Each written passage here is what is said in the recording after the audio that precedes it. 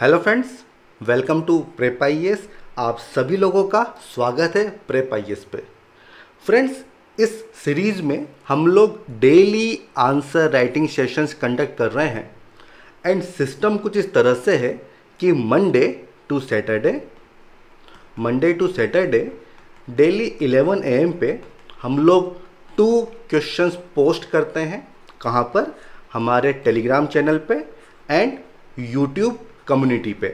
और आपसे उम्मीद करते हैं, आपसे एक्सपेक्ट करते हैं कि आप उन दोनों ही क्वेश्चंस को अटेम्प्ट करेंगे, जिसके बाद उसका डिस्कशन होता है एंड आपको मॉडल आंसर्स भी हम लोग प्रोवाइड करवा रहे हैं। जहाँ तक संडे की बात है तो संडे को हम लोग ऐसे राइटिंग सेशंस कंडक्ट कर रहे हैं। अब देखिए, ये जो ऐसे आप अटेम्प्ट करते हैं, जो क्वेश्चंस आप अटेम्प्ट करते हैं, तो इनको पीयर इवेल्युएशन के लिए आप सबमिट कर सकते हैं। कहाँ पर आपको सबमिट करना है? देखिए, हमारा टेलीग्राम चैनल है प्रेप आईएएस पीयर इवेल्युएशन। तो इस चैनल पे आप अपने आंसर्स सबमिट कर सकते हैं पीयर इवेल्युएशन के लिए, और जो हमारे टेलीग्राम चैनल्स हैं उनका लिंक आपको इस वीडियो के डिस्क्रिप्शन बॉक्स में मिल जाएगा। अब देखिए, आज का जो सेशन है इसमें हमने 2 क्वेश्चन लिए हैं। दोनों ही क्वेश्चन GS 1 से हैं। एक क्वेश्चन मॉडर्न इंडिया से है एंड दूसरा क्वेश्चन है सोसाइटी से। तो 1 बाय 1 दोनों को डिस्कस करेंगे। अगर आपका कोई डाउट होता है, कोई आपका इशू है, तो आप चैट बॉक्स में या फिर कमेंट सेक्शन में लिख के मुझसे पूछ सकते हैं। मैं डेफिनेटली सबका रिप्लाई करूंगा। एंड हमेशा की तरह इन दोनों क्वेश्चंस के बाद लर्नर की जो आंसर शीट है वो भी हम डिस्कस करेंगे, ताकि आपको आइडिया लग जाए कि किस तरह से जो लर्नर्स हैं वो क्वेश्चंस को अटेम्प्ट कर रहे हैं। ठीक है, तो चलिए शुरुआत करते हैं। फर्स्ट क्वेश्चन ये मॉडर्न इंडिया से है।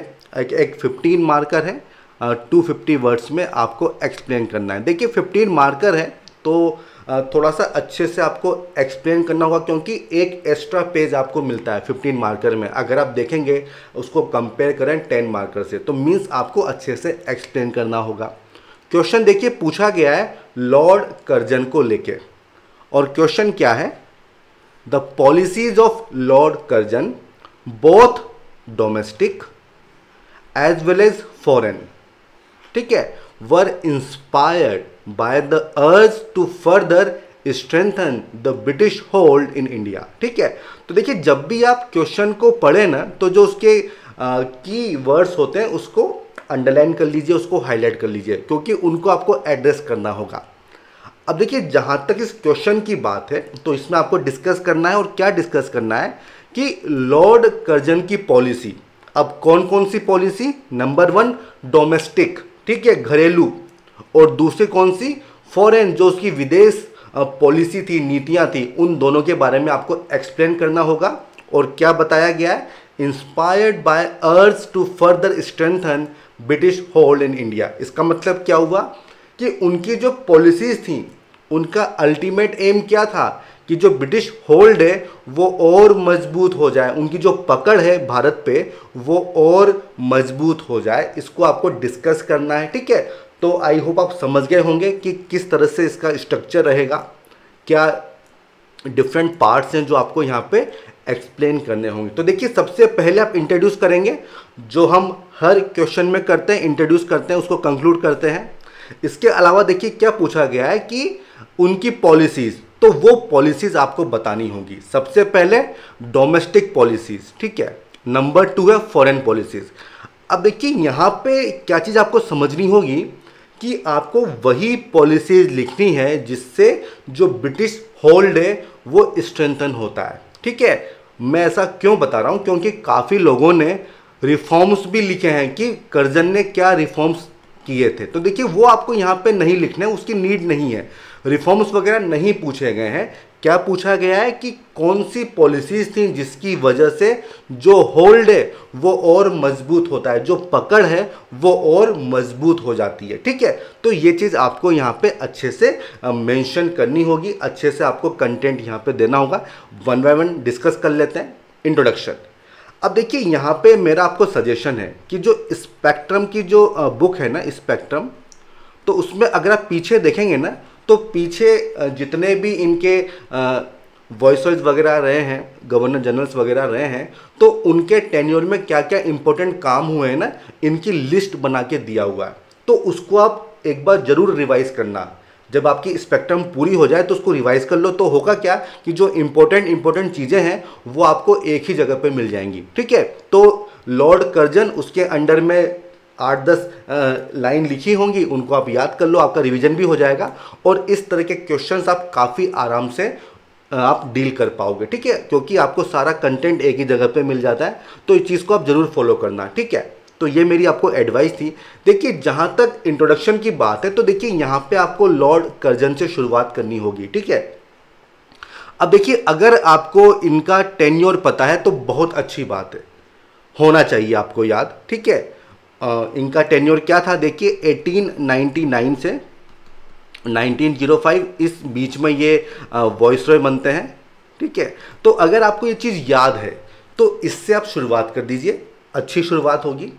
और मैं समझ सकता हूँ कि कुछ लोगों को ये चीज़ें याद नहीं होंगी, तो वो लोग क्या करें, तो वो कुछ इंपॉर्टेंस वगैरह यहाँ पे दे सकते हैं, जो क्रक्स है ना वो आप यहाँ पे दे सकते हो। जैसे कि the policies of Lord Curzon, उनका एम क्या था, to strengthen British position in India. लेकिन इस दौरान इसका एक निगेटिव इफेक्ट क्या हुआ, ग्रेट रिसेंटमेंट, काफ़ी विद्रोह हुआ। ठीक है, ये जो टाइमलाइन है ये ऐसी है कि इस समय जो हमारा नेशनलिज्म था वो परिपक्व हो रहा था, मैच्योर हो रहा था। ठीक है, और वो चीज़ हम देखते हैं कि स्वदेशी आंदोलन वगैरह होता है, तो रिसेंटमेंट हमको देखने को मिलता है। और उसकी एक मेन वजह थी, एक मुख्य वजह थी लॉर्ड कर्जन की पॉलिसीज़। ठीक है, तो इस तरह से आप शुरुआत कर सकते हैं, ये आपके ऊपर डिपेंड करता है कि आप कितना अच्छे से यहाँ पे लिख सकते हैं। ठीक है, ये चीज़ हो जाएगी। अब आता है कि उनकी जो डोमेस्टिक पॉलिसीज़ क्या हैं। अब देखिए, ये पॉलिसीज आपके सामने हैं, लेकिन इनको आपको एक्सप्लेन करना होगा कि किस तरह से इससे जो ब्रिटिश होल्ड है ना वो मजबूत हुआ। ठीक है, ये चीज़ आपको लिखनी होगी। जैसे कि नंबर 1, पार्टीशन ऑफ बंगाल 1905। अब देखिए, इसमें क्या था कि जो बंगाल था वो एक तरह से नर्व सेंटर हो रहा था, किसका, नेशनलिज्म का। आप जितने भी देख लीजिए, जो भी हमारे फ्रीडम फाइटर हैं, मैक्सिमम जो है वो बंगाल से बिलोंग करते थे। ठीक है, तो काफ़ी कुछ एक्टिविटीज़ वहाँ पे हो रही थी। तो ये पॉलिसी अपनाई गई कि हम बंगाल को 2 भागों में डिवाइड कर देंगे। एक तो हो जाएगा ईस्ट बंगाल और एक हो जाएगा वेस्ट बंगाल। ठीक है, देखिए यहाँ पे आपका रिवीजन भी हो जाएगा। जो ईस्ट बंगाल है इसमें असम भी रहेगा, और इसमें क्या होगा, आपका बिहार होगा एंड उड़ीसा होगा। और पर्पस क्या था, वही डिवाइड एंड रूल, रिलीजन के बेसिस पे, लैंग्वेज के बेसिस पे आपको डिवाइड करना है। हालांकि कहा क्या गया था कि भाई काफ़ी बड़ा एरिया है, काफ़ी ज़्यादा पॉपुलेशन है, तो एडमिनिस्ट्रेटिवली काफ़ी डिफिकल्टी होती है, तो इसलिए हम इसको डिवाइड कर रहे हैं। बट मेन पर्पस क्या था कि आपको बंगाल में जो नेशनलिज्म टाइड जो था उसको आपको कम करना था। ठीक है, तो ये आपका फर्स्ट पॉइंट हो जाएगा, आपको एक्सप्लेन करना है। ठीक है, केवल लिखने से काम नहीं चलेगा, किस तरह से इसने होल्ड को मजबूत किया वो आपको यहाँ पे देना होगा। पर्पस क्या था, डिवाइड एंड रूल, फूट डालो और राज करो। ठीक है, सेकंड वन क्या है, कैलकाटा कॉरपोरेशन एक्ट ऑफ 1899। अब देखिए इसमें क्या था, देखिए इस एक्ट में ये किया गया था कि ये जो कॉरपोरेशन है इसमें इलेक्टेड इंडियन मेंबर्स की जो संख्या थी, नंबर्स जो था, उसको कम किया गया था, और जो ब्रिटिश लोग थे उनको यहाँ पे मेजोरिटी दे दी गई थी। अब देखिए, जब मेजोरिटी में आप है ही नहीं तो आपकी जो ओपिनियन है उसका कोई मतलब नहीं है। ठीक है, तो इस तरह से जो इंडियन डिसकॉन्टेंट था उसको दबाने की कोशिश की गई थी, ताकि जो ब्रिटिश लोग हैं वो अपना सिक्का जमा सकें। ठीक है, ये हो जाएगा Calcutta corporation. Next one is Indian universities act of 1904। अब देखिए यहाँ पे क्वेश्चन आ सकता है प्रीलिम्स में कि इसके लिए 1902 में एक कमीशन बनाया गया था। वो कमीशन का नाम आप मुझे बताओ कमेंट सेक्शन में या फिर चैट बॉक्स में, मैं भी देखूं कि आपकी तैयारी किस लेवल की है प्रीलिम्स की। ठीक है, तो इंडियन यूनिवर्सिटीज एक्ट। अब देखिए ये जो नेशनलिज्म था, तो जो हमारे एजुकेशनल इंस्टीट्यूट थे जैसे कि यूनिवर्सिटीज़ वगैरह हो गए, स्कूल्स वगैरह हो गए, तो वहाँ से लोग काफ़ी पार्टिसिपेट कर रहे थे, तो उसको भी दबाना था। तो उसके लिए लाया गया था इंडियन यूनिवर्सिटीज़ एक्ट ऑफ 1904, और इसमें क्या था कि गवर्नमेंट का कंट्रोल काफ़ी बढ़ गया था यूनिवर्सिटीज़ के ऊपर में। ठीक है, तो ये चीज़ आपको यहाँ पे लिखनी होगी। अब देखिए ये जो इंडियन यूनिवर्सिटी एक्ट था 1904 का, तो इसको रेट्रोग्रेड मेजर ये कहा गया था। अब आपको मुझे बताना है आपको बताना है कि ये किसने कहा था। ये क्वेश्चन भी आ सकता है प्रीलिम्स में, ठीक है। तो दो चीज़ें आपको बतानी होगी, 1902 कौन सा कमीशन है और इंडियन यूनिवर्सिटीज एक्ट ऑफ 1904 को रेट्रोग्रेड मेजर किसने कहा था, ठीक है। तो ये थर्ड पॉइंट हो गया। अब फोर्थ आता है ऑफिशियल सीक्रेट एक्ट। देखिए अभी जो हम बात करते हैं ना 1923 के एक्ट की, तो उसने रिप्लेस किया था 1904 के एक्ट को, और ये एक्ट इसी दौरान इसको पास किया गया था। पर्पस क्या था कि जो पब्लिकेशंस हैं जो नेशनलिज्म की बातें करते थे उनको दबाने का, उनकी जो वॉइस है उसको दबाने की बात यहाँ पे होती थी, और इसके लिए था ऑफिशियल सीक्रेट एक्ट। अब देखिए जब आप क्रिटिसिज्म को सप्रेस कर दोगे, ठीक है, तो जब कोई क्रिटिसाइज ही नहीं कर पाएगा तो फिर तो क्या है, केवल आपका सिक्का चलेगा, ठीक है। तो ये चीज़ आपको लिखनी होगी। Then critical approach towards Congress. देखिए जो लॉर्ड कर्जन थे ना, उनका वन ऑफ द एम्बिशन ये था कि जो कांग्रेस है वो ख़त्म हो जाए, इस चीज़ को उनको इंश्योर करना है। और देखिए जो ये लॉर्ड कर्जन थे, इनकी पॉलिसीज इस तरह से थी कि ये इंडिया को एक नेशन नहीं मानते थे, ठीक है, वो इंडिया को एक नेशन नहीं मानते थे। और जो हमारे नेशनलिस्ट थे, जो इंटेलिजेंट लोग थे ना, तो उनकी काफ़ी इंसल्ट ये किया करते थे, ठीक है। तो ये चीज़ें आपको यहाँ पे लिखनी होगी कि जो मेन जो डोमिनेंट जो ऑर्गेनाइजेशन थी फ्रीडम के लिए, उसको ये काफ़ी क्रिटिसाइज किया करते थे। तो ये हो जाएगी कर्जन की डोमेस्टिक पॉलिसीज़। अब देखिए इसके बाद आपको बताना होगा फॉरेन पॉलिसीज़, ठीक है, फॉरेन पॉलिसीज़। अब देखिए यहाँ पे मैं आपको क्या एडवाइस दूंगा ना, कि जो स्पेक्ट्रम जो बुक है ना, उसमें हर चैप्टर के बाद एक समरी दी हुई है, तो वो समरी बहुत इंपॉर्टेंट है। उसमें क्या होगा ना, पूरा चैप्टर पढ़ने की ज़रूरत आपको नहीं है। जब आपने उसको रिवाइज कर लिया ना अच्छे से, तो फिर आप समरी देखो, तो वहाँ पे जो इंपॉर्टेंट चीज़ें होती है ना, जैसे कौन सी ट्रीटी है वो किस ईयर में हुई थी, ठीक है, वो सब वहाँ पे मेंशन किया हुआ है। तो उससे ना आप रिवाइज कर सकते हो, और ये सब चीज़ें आपको वहाँ पे आराम से मिल जाएंगी, ठीक है। तो अब हम बात करते हैं फॉरेन पॉलिसीज़ की। तो देखिए कुछ आपको यहाँ पे अच्छे से लिखना होगा, जैसे कि तिब्बत के बारे में आपको बताना होगा। देखिए तिब्बत, देखिए ब्रिटिश लोगों को ऐसा लगा था कि जो रशिया है ना वो इन्वेड कर जाएगा, ठीक है, वो इन्वेड कर जाएगा। तो इससे बचने के लिए तिब्बत में एक एक्सपेडिशन भेजा जाता है, और उसके लीडर कौन थे, ये नाम बड़ा इंपॉर्टेंट है, यंग हस्बैंड, ठीक है। तो ये नाम आपको याद रखना होगा। फिर वहाँ पर ट्रीटी भी होती है 1904 में, और उस ट्रीटी को क्या बोलते हैं, ट्रीटी ऑफ लाहसा, ठीक है। ये क्वेश्चन आ सकता है, ठीक है। यंग हस्बैंड, ये आपको नाम याद रखना होगा। ट्रीटी ऑफ लाहसा, ये भी आपको याद रखना होगा। कब हुई थी, 1904 में। और इसमें यह तय हुआ था कि जो तिब्बत है ना, वो तिब्बत किसी फॉरेन कंट्री को एक्सेप्ट ब्रिटिश को अलाउ नहीं करेगा, उनकी बात नहीं मानेगा, ठीक है। तो इस तरह के कुछ उसमें डिसीजन वगैरह होते हैं, तो तिब्बत की आपको बात करनी होगी। देन कर्जन की पॉलिसी थी कि बफर जोन्स बनाए जाएं। जो कंट्री आपको लगता है कि एक पोटेंशियल थ्रेट हो सकती है ना, तो उसके लिए बफर जोन क्रिएट करो। जैसे कि थाईलैंड था, फ्रेंच एम्पायर एक्सपेंड हो रहा था, तो थाईलैंड को बफर बनाया गया। सिमिलरली रशिया का खतरा था, तो अफगानिस्तान को बफर बनाया गया, ठीक है। तिब्बत की हम बात कर रहे हैं, चाइनीज थ्रेट था, ठीक है। तो इस तरह से आपको लिखना होगा बफर जोन्स के बारे में। देन सिमिलरली पर्शियन गल्फ, वहाँ पर भी जो पोटेंशियल थ्रेट था उसको खत्म करने की कोशिश की गई थी। देन आता है सबसे इंपॉर्टेंट जो है वो है फ्रंटियर पॉलिसीज़। अब देखिए यहाँ पे कर्जन की पॉलिसी क्या थी, उसका नाम है policy of withdrawal and concentration. तो ये चीज़ आपको याद रखनी होगी, इस पर क्वेश्चन आ सकता है कि ये पॉलिसी क्या थी और ये पॉलिसी किसकी थी, ठीक है। तो ये आपको मेंशन करना होगा। देखिए जो फ्रंटियर वाला एरिया था, ठीक है, वहाँ पे काफ़ी इश्यूज थे, ठीक है। और कर्जन इस चीज़ को समझ गए थे कि भाई हमारे लिए बहुत मुश्किल है इस एरिया को टैकल करना। तो उन्होंने क्या किया, 1901 में एक नई प्रोविंस बना दी, NWFP, जो हम काफ़ी पढ़ते हैं, ठीक है।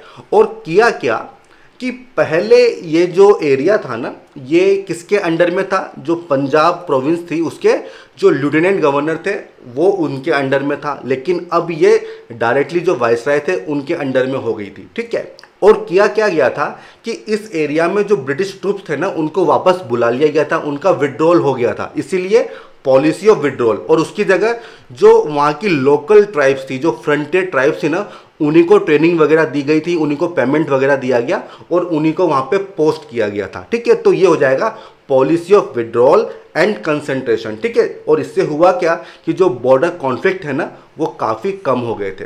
तो ये चीज़ आपको लिखनी होगी फॉरेन पॉलिसीज़ में, और यही चीज़ पूछी भी गई है। ठीक है, इसके बाद आपको कंक्लूड करना होगा। अब देखिए कंक्लूजन सबसे अच्छा क्या होगा कि भाई पॉलिसीज़ काफ़ी रिएक्शनरी पॉलिसीज़ थी, और उससे क्या हुआ, उससे ये हुआ कि 1907 से लेके 17, ये जो पीरियड, इसको क्या बोलते हैं, first phase of revolutionary activities. ठीक है, तो इससे आप एंड कर सकते हो कि इसके बाद ये फेज हमको देखने को मिलता है।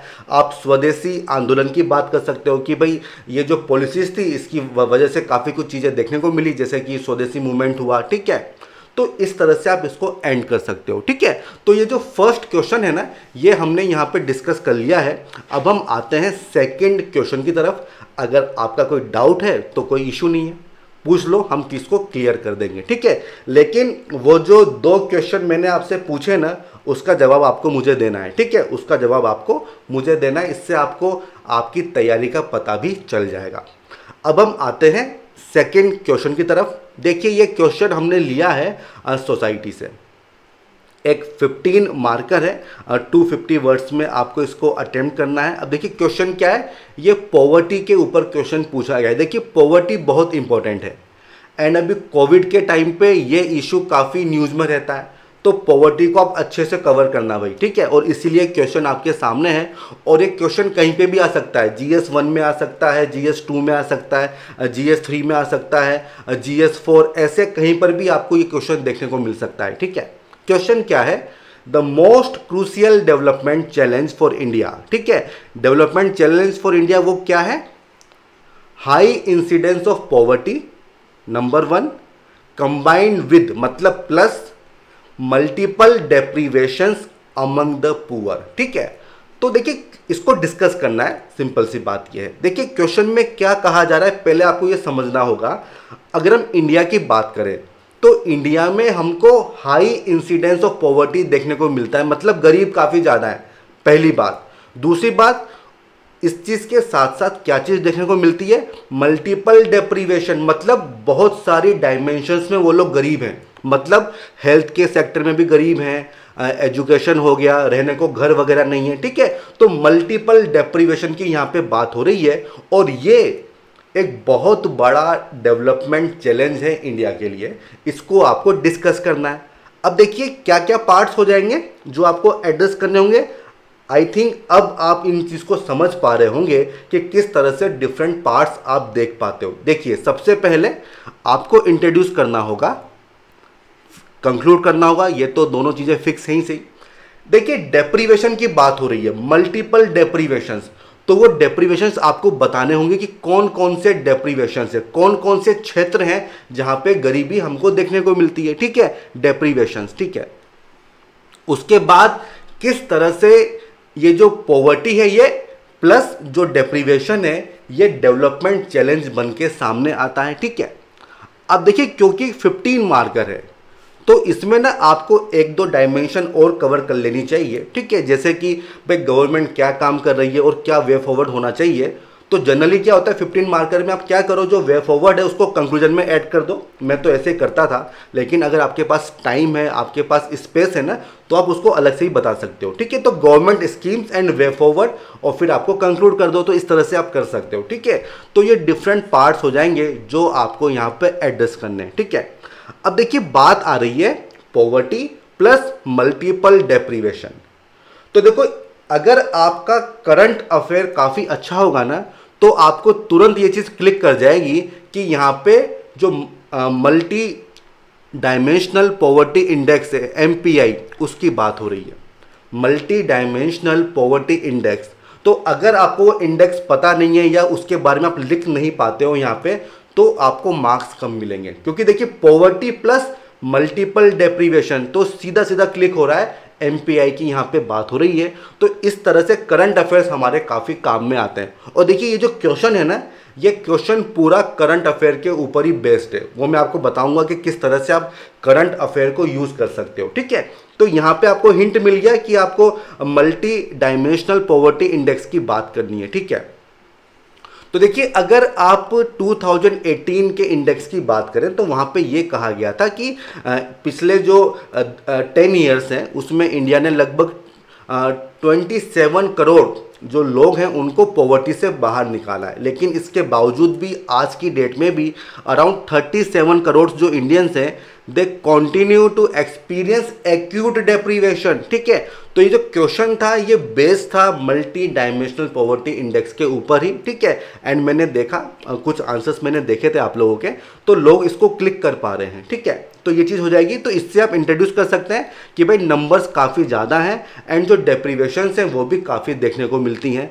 तो अब आपको बताना होगा कि भाई ये जो डेप्रीवेशंस हैं ये कौन कौन सी हैं, ये जो डेप्रीवेशंस हैं ये कौन कौन सी हैं। जैसे कि देखिए एक आदमी पुअर है, ठीक है, तो किन किन चीज़ों में पुअर है। Number 1 hunger and nutritional status. अब देखो यहाँ पे ना आप ग्लोबल हंगर इंडेक्स की बात कर सकते हो, global nutrition report, I think मैं सही से इसको प्रोनाउंस कर पा रहा हूँ, अगर मैं सही से बता पा रहा हूँ तो, ठीक है। तो इन दोनों को आप यहाँ पे ऐड कर सकते हो, इनका जो डाटा है ना उसको आप यहाँ से आप लिंक कर सकते हो, ठीक है। तो हंगर एंड न्यूट्रिशनल स्टेटस, तो देखिए अगर आप बात करें इंडिया की तो अराउंड 47 मिलियन पीपल आज भी ऐसे हैं जो स्टंटेड हैं। सिमिलरली अराउंड 25 मिलियन पॉपुलेशन ऐसी है जो कि वेस्टिंग का शिकार है। अब देखो मैं फिर से एक क्वेश्चन पूछ रहा हूँ और आप मुझे बताना कमेंट सेक्शन में कि what is the difference between stunting and wasting, ठीक है। ये मैं दोबारा क्वेश्चन पूछा हूँ क्योंकि देखिए क्वेश्चन आ सकता है प्रीलिम्स में, ठीक है, कि भाई स्टंटिंग क्या होती है, वेस्टिंग क्या होती है, तो ये आपको पता होनी चाहिए, ठीक है। तो इस तरह से आपको यहाँ पे डाटा बताना होगा। और आप क्या बता सकते हो, एक्सेस टू एजुकेशन। देखिए हालांकि जो इनरोलमेंट है वो बड़ा है लेकिन उसके बावजूद भी काफ़ी कुछ इश्यूज हमको देखने को मिलते हैं, जैसे कि ड्रॉप आउट काफ़ी ज़्यादा है, ठीक है, वो आप यहाँ पे मेंशन कर दो। जो इंफ्रास्ट्रक्चर है वो काफ़ी पुअर है, वो आप बता दो। जो लर्निंग आउटकम्स हैं, लर्निंग आउटकम्स वो अभी भी पुअर है। अब देखो लर्निंग आउटकम की जब बात हो रही है तो क्या चीज़ आपके माइंड में आनी चाहिए, असर रिपोर्ट, ठीक है। तो वो चीज़ यहाँ पे अगर मेंशन हो जाएगी तो मज़े आ जाएंगे, ठीक है। तो हंगर स्टेटस में ग्लोबल हंगर इंडेक्स हो गया, एजुकेशन में असर हो गया, वो रिपोर्ट डाल दो, ठीक है। तो इस तरह से क्या होगा ना, आपको काफ़ी अच्छे मार्क्स मिलेंगे, ठीक है। देन सेफ ड्रिंकिंग वाटर, ये भी अवेलेबल नहीं है लोगों को, ठीक है। तो ड्रिंकिंग वाटर अवेलेबल नहीं है तो देखो आप यहाँ पे डाटा दे सकते हो कि अराउंड, अगर हम रूरल पॉपुलेशन की बात करें, रूरल हाउस होल्ड की बात करें तो अराउंड 49% हाउस होल्ड ऐसे हैं जहाँ पे अभी भी सेफ ड्रिंकिंग वाटर अवेलेबल नहीं होता है, ठीक है। तो ये डाटा आप दे सकते हो। अब देखो जितने भी पॉइंट है ना तो सब में डाटा की ज़रूरत नहीं है, 2 या 3 पॉइंट काफ़ी है जहाँ पे आप अपनी नॉलेज दिखा दो कि भाई करंट अफेयर की मुझे नॉलेज है। सब में लिखोगे तो बहुत बड़ा आंसर हो जाएगा, ठीक है। तो कुछ में ही रखो, वो मोर देन इनफ है। और क्या बता सकते हो, एक्सेसिबिलिटी टू हेल्थ केयर, और इसका तो बहुत सिंपल सा डाटा है कि जो आउट ऑफ पॉकेट एक्सपेंडिचर है इंडिया की अगर हम बात करें तो 62% है, जो काफ़ी ज़्यादा है, ठीक है। तो ये काफ़ी अच्छा डाटा हो जाएगा। तो ये भी एक डेप्रीवेशन है। और क्या डेप्रीवेशन हो सकता है, इलेक्ट्रिसिटी, ये भी सुविधा उपलब्ध नहीं है। और इसमें आप क्या डाटा बता सकते हो कि अगर हम इलेक्ट्रिफिकेशन की बात करें, विलेज इलेक्ट्रिफिकेशन की, तो वो 100% हो चुका है। लेकिन उसके बावजूद भी अराउंड 31 मिलियन हाउस होल्ड्स हैं जिनमें अभी भी बिजली नहीं है, ठीक है। तो ये चीज़ आप लिख सकते हो, ठीक है। अब देखो जब हम इलेक्ट्रिसिटी कवरेज की बात करते हैं तो इससे जुड़ी 2 बहुत ही फेमस स्कीम्स हैं, ठीक है। 2 बहुत ही फेमस स्कीम्स हैं। आपका होमवर्क है, आपको मुझे बताना है कमेंट सेक्शन में या फिर चैट बॉक्स में, ये 2 कौन सी स्कीम्स हैं, काफ़ी न्यूज़ में होती हैं, इनको आप तैयार भी करना, क्वेश्चन आ सकता है, ये आपको मुझे बताना होगा। इसके अलावा आप सैनिटेशन की बात कर सकते हैं। डिस्पाइट स्वच्छ भारत अभियान आज भी मैनुअल स्कैवेंजिंग वगैरह है।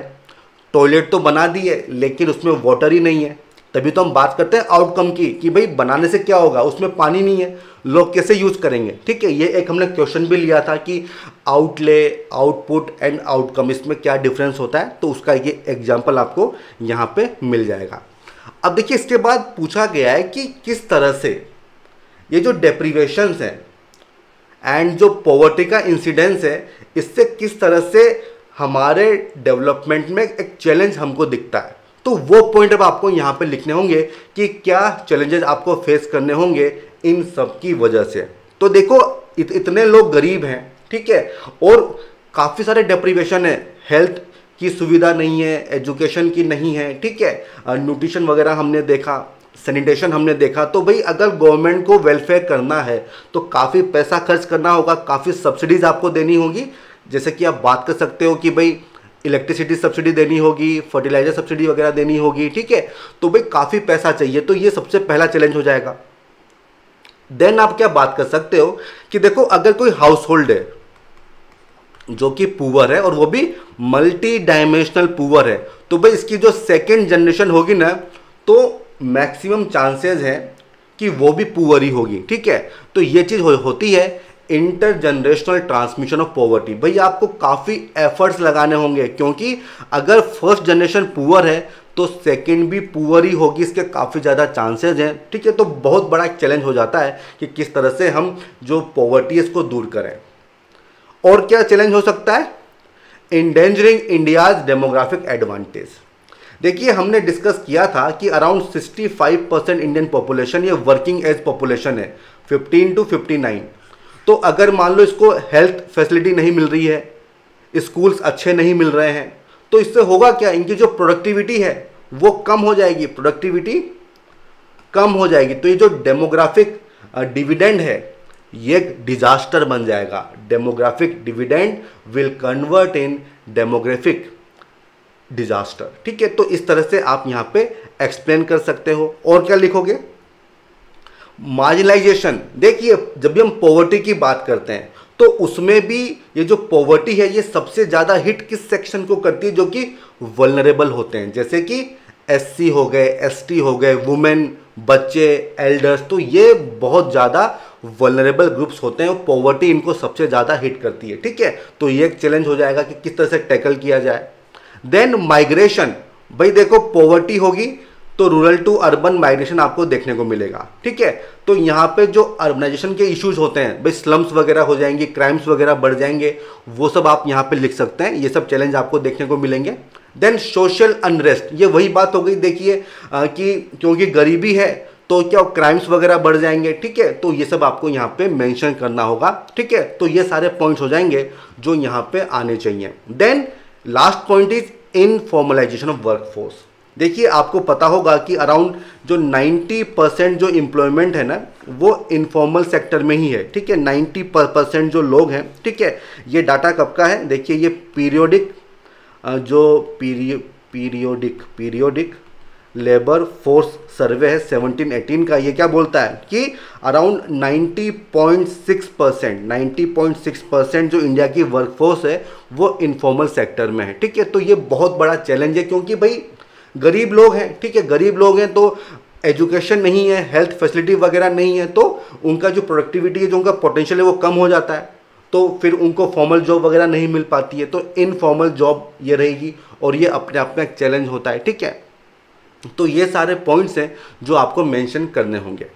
अब देखिए इसके बाद ना बता दो कि गवर्नमेंट की स्कीम्स क्या है। तो काफ़ी कुछ है कि गवर्नमेंट क्या कर रही है पॉवर्टी एलिवेशन के लिए। जैसे कि आप मनरेगा की बात कर सकते हो, ठीक है, आप हाउसिंग फॉर ऑल की बात कर सकते हो, आयुष्मान भारत की बात कर सकते हो। ये काफ़ी एंडलेस है। ठीक है, तो हर सेक्टर में ना आप एक स्कीम लिख दो। ठीक है, लेकिन उसके बावजूद भी आपको पॉवर्टी देखने को मिलती है। क्यों? क्योंकि पॉलिसी फॉर्मुलेशन एंड इम्प्लीमेंटेशन में काफ़ी ज़्यादा गैप मिलता है। One size fits all approach. ठीक है, जो ज़रूरत है उसके अकॉर्डिंग पॉलिसी वगैरह नहीं बनाई जाती है, और अगर बन गई तो उनको सही से इम्प्लीमेंट नहीं किया जाता है। ठीक है, तो ये चीज़ आपको यहाँ पे मेंशन करनी होगी। इसके बाद क्या करो, आप कुछ सोल्यूशन दे दो कंक्लूजन में। जैसे कि बहुत बात होती है मिनिमम बेसिक इनकम की। देखो ये क्वेश्चन आ सकता है मेंस में। ठीक है, यूनिवर्सल बेसिक इनकम की बात होती है, तो ये चीज़ इंपॉर्टेंट है। आप एस्पिरेशनल डिस्ट्रिक्ट जो प्रोग्राम है इसको एक्सपेंड करने की बात कर सकते हो। हमने क्वेश्चन लिया था GS2 में, ठीक है। तो कुछ सोल्यूशन वगैरह आप यहाँ पे दे दो कि भाई इंडिया को क्या करना चाहिए। अगर बात है कि भाई किस तरह से एम्प्लॉयमेंट बढ़ाया जाए, तो जो लेबर इंटेंसिव सेक्टर है जैसे कि मान लो टूरिज्म वगैरह हो गया, फुटवेयर इंडस्ट्री वगैरह होगी, तो यहाँ पे इनको हमको प्रमोट करना चाहिए, ठीक है। तो इस तरह से आपके पास काफ़ी कुछ है, आप कंक्लूड कर सकते हो, ठीक है। जो SDG गोल्स हैं उनको हमको टाइमली अचीव करना चाहिए, अगर वो हो जाएगा तो सारी समस्याएं दूर हो जाएगी, ठीक है। तो इस तरह से आप कंक्लूड कर सकते हो। अब देखिए दोनों क्वेश्चन हमने यहाँ पे डिस्कस कर लिए हैं। कोई डाउट हो, कोई इश्यू हो तो कुछ नहीं करना, पूछ लो डायरेक्टली मेरे से, लेकिन जो क्वेश्चन मैंने पूछे हैं ना उनके आंसर आपको करने होंगे, ठीक है, आपको मुझे देने होंगे। अब हम आते हैं हमारे अगले सेगमेंट की तरफ, जहां पे हम क्या करते हैं, लर्नर की जो आंसर शीट है उसको देख लेते हैं। तो देखो ये जो आंसर शीट है ये आकांक्षा की है, ठीक है। तो अब मैं आज से नाम भी लूँगा, उससे क्या कनेक्ट अच्छे से होता है, ठीक है। तो ये आकांक्षा का ये आंसर है। देखिए इन्होंने शुरुआत क्या की है, लॉर्ड कर्जन, ठीक है, 1899 से 1905, तो ये बात सही है। एंड यंगेस्ट वाइसराय हैं एट द एज ऑफ 39, तो ये इन्होंने सही से इंट्रोड्यूस किया है। उसके बाद Lord Curzon was deeply a resist, ठीक है, convinced of Britain's civilising mission in India. तो ये सब आपने सही चीज़ें लिखी हैं, तो अच्छे से आपने इंट्रोड्यूस किया है। इसके बाद आपने क्या किया है ना कि जो उनकी पॉलिसीज़ हैं उसको टेबल की फॉर्म में आपने बताया है, foreign policy and domestic policies, ठीक है। तो देखो यहाँ पे, चलो मैं आपको एडवाइस बाद में दूंगा, पहले देख लेते हैं। फॉरेन पॉलिसी आपने बात की है NWFP की, ये बात सही है। अफगान पॉलिसी की आपने बात की है, ये भी सही है। देन आपने पॉलिसी टुवर्ड्स पर्शिया, ठीक है, एंड तिब्बत, तो वो चारों पॉइंट आपने यहाँ पे कवर किए हैं, तो ये ठीक है। देखिए तिब्बत की जब आप बात कर रहे हो ना, तो लहासा, ट्रीटी ऑफ लहासा वो आनी चाहिए, वो एक मिसिंग चीज़ मुझे लगी, वो चीज़ यहाँ पे नहीं आई है। अब आता है डोमेस्टिक पॉलिसीज़ में, आपने लिखा है कि भाई 1899 में जो ब्रिटिश करेंसी है उसको लीगलाइज किया गया, ठीक है। इससे क्या हुआ कि जो डेप्थ है वो कम होने वाले थे, ठीक है, इसलिए इसको लाया गया था। देन आपने लिखा है कि एग्रीकल्चर में 1904 में कोऑपरेटिव क्रेडिट सोसाइटी एक्ट लाया गया। अब देखो ये रिफॉर्म्स हैं, ये रिफॉर्म्स हैं। पूछा क्या गया है कि पॉलिसी जिसकी वजह से जो ब्रिटिश होल्ड है वो स्ट्रेंथन होता है। अब या तो आप एक्सप्लेन करो भाई कि भाई किस तरह से होता है, ठीक है, आप नहीं कर पाओगे क्योंकि ये रिफॉर्म्स हैं। जब भी आप एडमिनिस्ट्रेशन करते हो तो आपको कुछ चीज़ रिफॉर्म्स तो करनी होगी, ठीक है। तो ये चीज़ नहीं पूछी गई है कि रिफॉर्म्स क्या किए थे, वरना तो बहुत सारे हो जाएंगे, ठीक है। पूछा गया है कि कौन सी पॉलिसीज थी जिससे होल्ड को स्ट्रेंथन किया गया था। फिर आपने लिखा है कि पंजाब लैंड एक्ट, तो ये फिर से वही बात है, ये भी एक तरह का रिफॉर्म है, ठीक है। इनको लिखने की ज़रूरत नहीं है, ठीक है, इनको लिखने की ज़रूरत नहीं है। रेलवे कमीशन अपॉइंट किया गया 1901 में, ठीक है। अब आप लोग मुझे इस कमीशन का नाम बताओ, इस कमीशन का आपको नाम बताना होगा कि जो 1901 का ये जो क्या बोलते हैं 1901 का जो कमीशन बनाया गया है, रेलवे कमीशन, इसका क्या नाम था ये आपको लिखना होगा, ठीक है। इसकी ज़रूरत यहाँ पे नहीं है, ठीक है, रिफॉर्म्स नहीं पूछे गए हैं। एजुकेशन की आपने बात की है, यूनिवर्सिटी एक्ट, तो देखो ये पॉइंट काम का है क्योंकि इसमें पर्पस क्या था कि जो डिसकॉन्टेंट है उसको दबाया जाए, ठीक है, किस तरह से कि कंट्रोल बढ़ा दिया जाएगा यूनिवर्सिटी पे। तो इसको आपको एक्सप्लेन करना था काफ़ी डिटेल में, जो आपने नहीं किया, जो एक इशू है। फिर आपने पूसा की बात की है, पुलिस कमीशन की बात की। देखिए ये सब रिफॉर्म्स हैं, इनको लिखने की ज़रूरत नहीं है, ठीक है, इनको लिखने की ज़रूरत नहीं है। आप डिफ्रेंशिएट करिए कि रिफॉर्म्स क्या है और क्वेश्चन में क्या पूछा गया है। पार्टीशन ऑफ बंगाल, ये चीज़ इंपॉर्टेंट है और इसको आपको अच्छे से एक्सप्लेन करना था। कैलकाटा कॉरपोरेशन, ये एक अच्छी चीज़ है, इसको आपको एक्सप्लेन करना था, ठीक है। इसके बाद अच्छा ये यहाँ पे ख़त्म हो गया है। तो देखिए वही चीज़ जो मैं आपको कह रहा था कि इस क्वेश्चन के लिए ये जो टेबल आपने बनाई ना, ये टेबल फॉर्मेट सही नहीं है क्योंकि आपको अच्छे से एक्सप्लेन करना है। ये एक 15 मार्कर है और आप देखिए आपने काफ़ी कम वर्ड्स में आपने इसको अटेम्प्ट किया है, तो ये चीज़ सही नहीं है, ठीक है।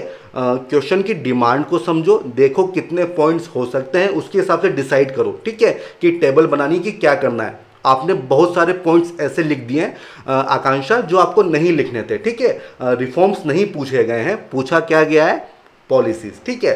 तो आई होप आप उसमें डिफ्रेंशिएट कर पा रहे होंगे।